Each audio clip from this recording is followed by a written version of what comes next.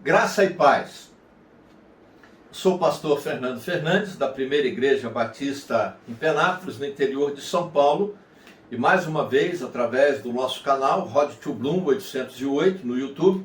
E também pela página da nossa igreja no Facebook, pela minha página pessoal e pelo WhatsApp também. Chego até você nesse vídeo. Quero agradecer você que tem acompanhado o nosso trabalho. Quero falar sobre um tema que vai soar meio estranho, mas é aquilo que Deus tem colocado, assim eu creio, no meu coração para compartilhar com você. E o tema é o paradoxo da adoração. O paradoxo da adoração. Nós vamos ler a Bíblia. Mateus, capítulo 15, os versos de 1 a 9. Mateus, capítulo 15, os versos de 1 a 9, a Bíblia diz assim: Então alguns fariseus e mestres da lei, vindo de Jerusalém, foram a Jesus e perguntaram: por que os seus discípulos transgridem a tradição dos líderes religiosos, pois não lavam as mãos antes de comer? Respondeu Jesus: e por que vocês transgridem o mandamento de Deus por causa da tradição de vocês? Pois Deus disse: honra teu pai e tua mãe. E quem amaldiçoar seu pai ou sua mãe, terá que ser executado. Mas vocês afirmam que se alguém disser ao pai ou à mãe, qualquer ajuda que eu poderia dar, já dediquei a Deus como oferta. Não está mais obrigado de sustentar seu pai. Assim, por causa da sua tradição, vocês anulam a palavra de Deus. Hipócritas! Bem profetizou Isaías acerca de vocês, dizendo: este povo me honra com os lábios, mas o seu coração está longe de mim. Em vão me adoram. Seus ensinamentos não passam de regras ensinadas por homens. Parece estranho falar em paradoxo na adoração, mas isso é uma realidade. Este paradoxo existe devido a relação objetiva entre adoração e autenticidade. É relevante pensar sobre este tema por causa do que considero como sendo a agonizante necessidade de um avivamento de santidade para a igreja, que lamentavelmente já apresenta sintomas do pós-cristianismo hipermoderno, da religiosidade mínima. E para que resgatemos o verdadeiro conceito bíblico de adoração. Mas antes temos que definir termos. Adoração. Na língua portuguesa, adoração pode ser veneração, culto à trindade, idolatria ou gosto exagerado e egocêntrico. Na Bíblia, o termo deriva da palavra grega proskuneo, que é prostrar-se diante de alguém ou de uma divindade, rendendo-se incondicionalmente com reverência e profundo respeito. Autenticidade é reconhecimento como legítimo, qualidade de caráter, qualidade do que se pode atribuir fé. No contexto bíblico, autenticidade se refere àquilo que se contrapõe à falsidade. Logo, a adoração com autenticidade é prostrar-se em culto sincero, rendendo nossos interesses, submetendo nossos interesses ao Deus, que é o objeto da nossa fé e adoração. É aqui que entra a questão do paradoxo na adoração, que vamos considerar a partir de Mateus capítulo 15, os versos de 1 a 9. Em especial, eu destaco os versos 7, 8 e 9. Vejamos alguns desses paradoxos.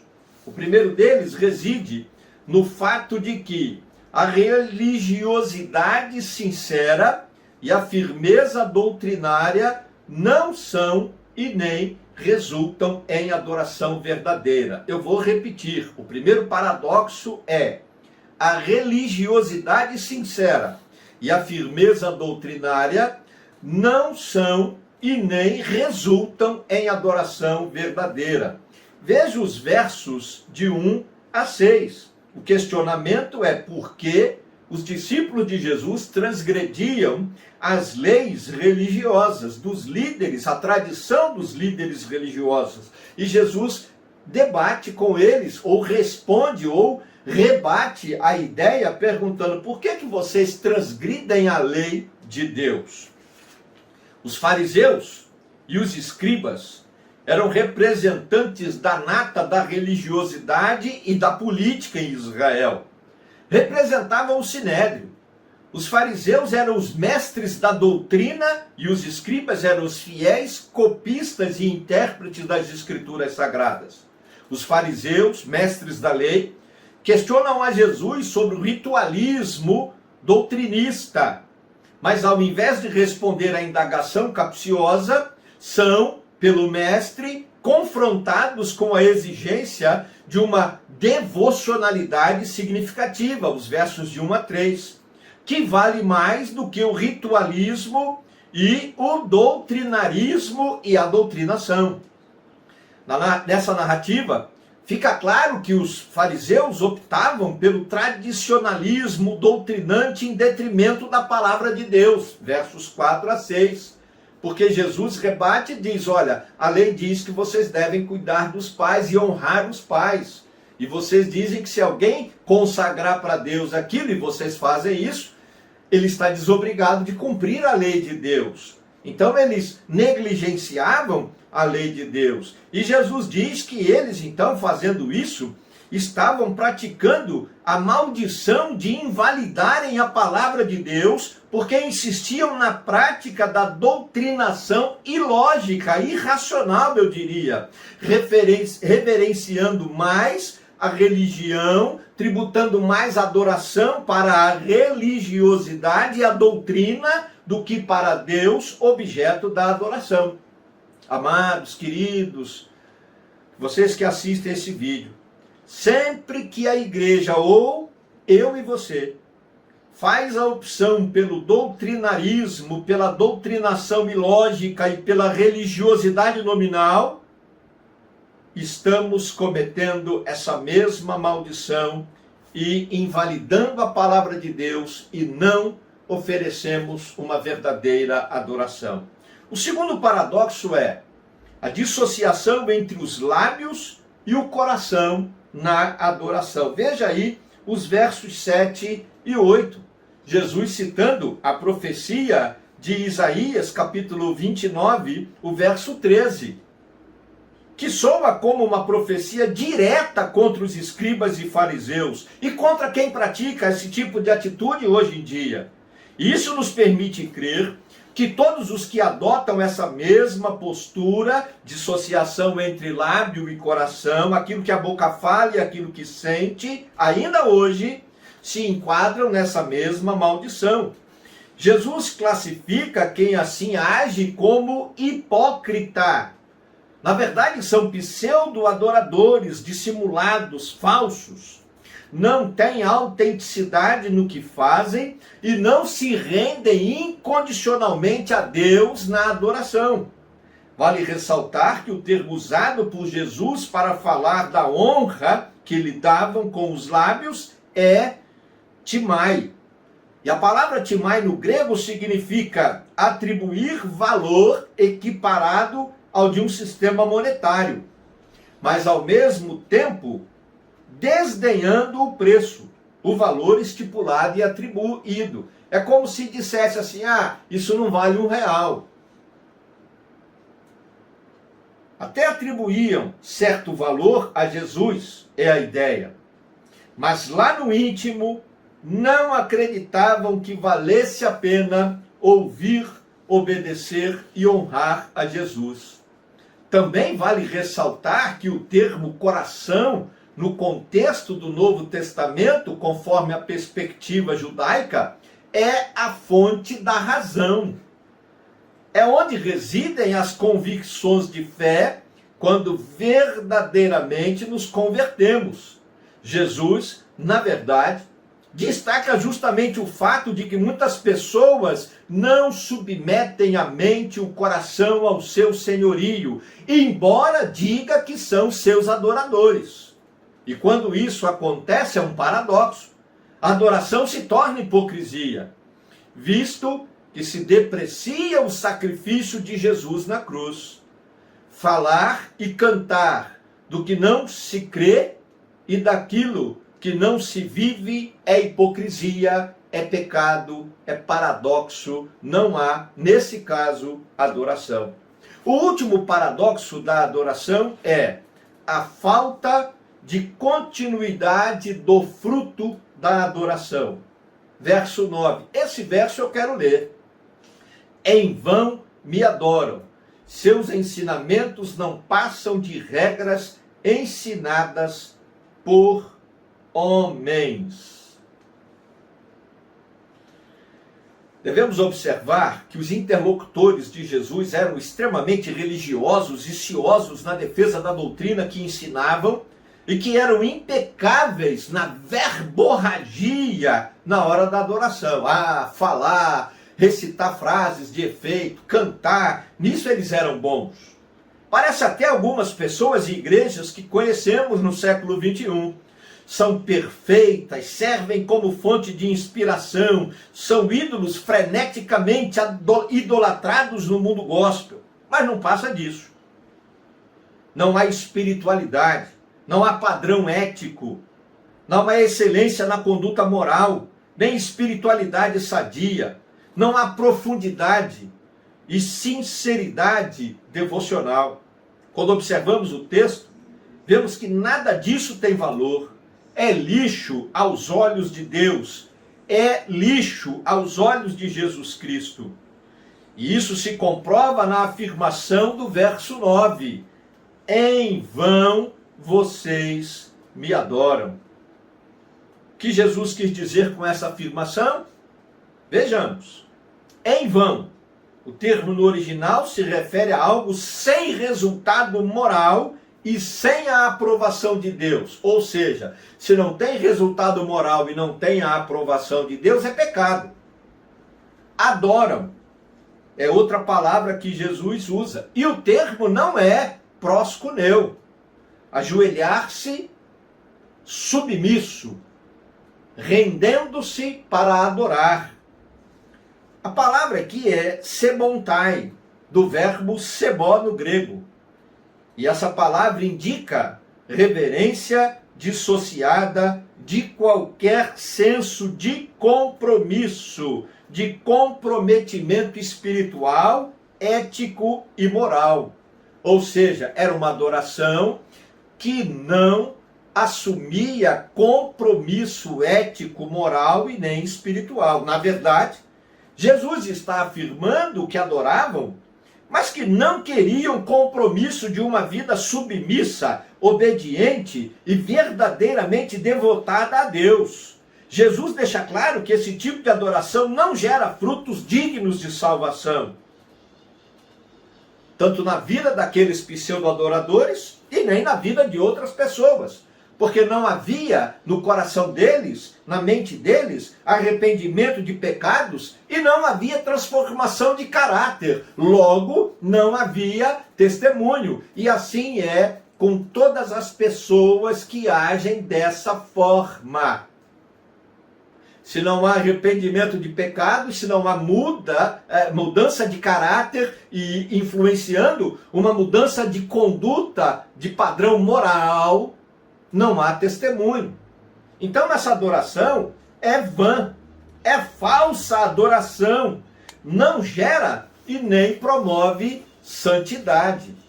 Era uma adoração vã, vazia, mesquinha, não abençoava ninguém, antes amaldiçoava com ensinos distorcidos, com preceitos de homens, como profetadas, como se fosse uma doutrina. E é assim que podemos dizer que está escrito no grego. Praticavam uma adoração que não se perpetua no cotidiano e que não se refletia no testemunho prático de santidade, de um caráter transformado e moldado pelo caráter de Jesus Cristo. Esse tipo de adoração não é o que o Senhor Jesus quer, não é o que Deus espera, porque em João 4, Jesus diz que o Pai procura adoradores que o adorem em espírito e em verdade. Não é o tipo de adoração que Deus quer na igreja do século 21. Queridos, você que nos assiste agora, adoração com autenticidade é um desafio. Um grande e desafiador paradoxo, principalmente para nós cristãos no século 21. Devemos compreender que a religiosidade não é o mesmo que espiritualidade e nem comunhão íntima com Deus. Devemos ter em mente que a defesa da sã doutrina não pode ser a armadilha que nos aprisione no ritualismo ou no nominalismo. Devemos adorar com os lábios, expressando os mais sinceros e íntimos sentimentos de amor e devoção, bem como de obediência a Deus, à palavra de Deus e a Jesus Cristo. E também de total, de plena dependência da unção e do poder do Espírito Santo até para a nossa adoração. Devemos exercitar a mente sempre na confrontação entre a religiosidade e a firmeza doutrinária, versus a resignação e a obediência, porque de nada adianta fidelidade doutrinária, firmeza doutrinária, religiosidade ritualística, sem resignação, sem submissão e sem obediência à palavra de Deus, a Deus e aos ensinamentos de Jesus Cristo. Lábios que falam com habilidade, mas que escondem a maldade no coração, não servem para a adoração. Futilidade e momentaneidade na adoração deve ser confrontada com a qualidade e a perpetuidade dos frutos da salvação no dia seguinte, na semana, no mês, no ano, na vida inteira. Porque isso tudo faz a gente perceber os paradoxos da adoração. Queridos, devemos urgentemente buscar a Deus, em Deus, graça e coragem para uma mudança de postura espiritual, existencial e eclesiástica dentro da igreja, assumindo uma postura de testemunho cristão, revestido de poder e autoridade do Espírito Santo, para que possamos então expurgar esses paradoxos da nossa vida, perpetuando assim os frutos dignos da nossa salvação, frutos espirituais que tornam válida a nossa adoração. A minha oração em nome de Jesus é que isso se torne uma realidade na sua, na minha, na nossa vida, bem como na vida de todos aqueles que creem no Senhor Deus, que tem Jesus Cristo como Salvador e Senhor e que querem de fato adorar a esse Deus maravilhoso. Recebe, Deus, a nossa adoração e o nosso louvor, porque te buscamos por fé, em nome de Jesus. Amém.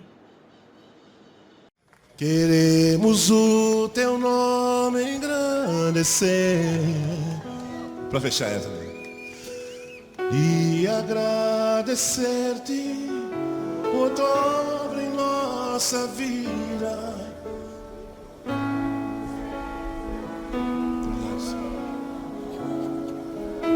Só tu és o Deus, pois só tu és o Deus eterno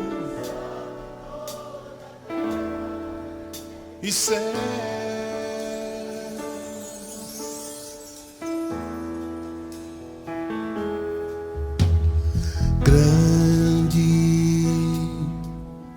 É o Senhor e muito digno de louvor.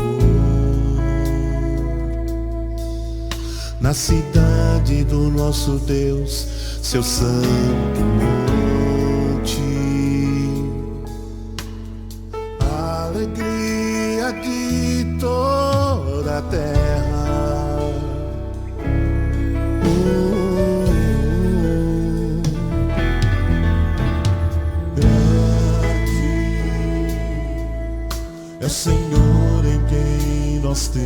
a vitória.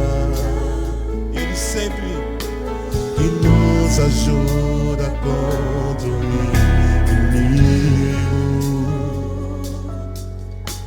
Por isso diante dele nos prostramos para te adorar, Senhor. Queremos